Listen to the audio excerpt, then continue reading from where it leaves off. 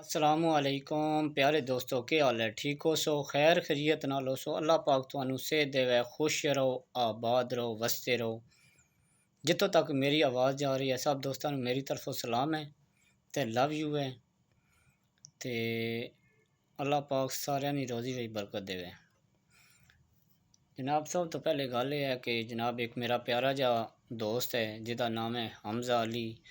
उदा उन्होंने अपना यूट्यूब चैनल है, तो मेहरबानी करनी है उन्होंने फॉलो करना है और उन्होंने वीडियो चलानी है, वाश भी करनी है। मेहरबानी होती जनाब, जितने भी मेरे चाहन वाले ना, मुहब्बत करन वाले ना, मेल फीमेल जिथे भी हैं, खुश रहन, आबाद रहन, पाकिस्तान चो ना या बाहर निया कंट्रियां विच ना, जिथे भी हैं ना, मेरिया उन्होंने वास्ते दुआवां जनाब। उन्होंने मैनू तो बड़ी सपोर्ट की है, तो बड़ी खुशी हुई है।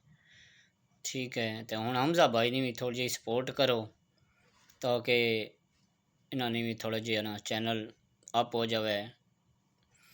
तो मेरी दुआ है, तो बड़े एक अच्छे इंसान नो हमजा भाई साहब, एक तो हाफिज़े कुरान भी नो, इन्होंने लाजमी सपोर्ट करनी है जनाब। बड़े अच्छे इंसान ने। तो इन्होंने ग्राम है जनाब नक्का खलासपुर, तहसील इन्होंने जेलम है, ज़िला जेलम है। तो हुणे सारिया भरावां अगर रिक्वेस्ट है कि हमजा भाई की सपोर्ट लाजमी करनी है, इन्होंने फॉलो करना है। हमजा अली 395 ये इन्होंने ना तो यूट्यूब चैनल है। तो बराए मेहरबानी जनाब रिक्वेस्ट दोबारा कर रहा हूँ, जितने भी मेरे फॉलोवर हैं, मुहब्बत करने वाले, चाहत करने वाले, प्यार करने वाले जनाब, उन्होंने अगे मेरी रिक्वेस्ट है।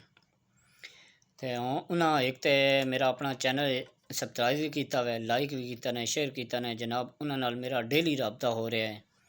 तो मैं आखा भरा नहीं नज़र होता है जनाब, एक शेयर भी हो जाता है। चलो भरावां अगे रिक्वेस्ट भी कर देवां कि हमजा भाई ने सपोर्ट करो, उन्होंने फॉलो करो, उन्होंने वीडियो वॉच करो। तो हुण असी उन्होंने फरमाइश पूरी करने। ओ सजना शाला खुशियाँ ढोल नसीबोनी, शाला खुशियाँ ढोल नसीबोनी, मैं तंगियां नाल निभाले सां। तू खुश कर अपने सजना नू, मैं हिजर दी कफनी पा लै सां।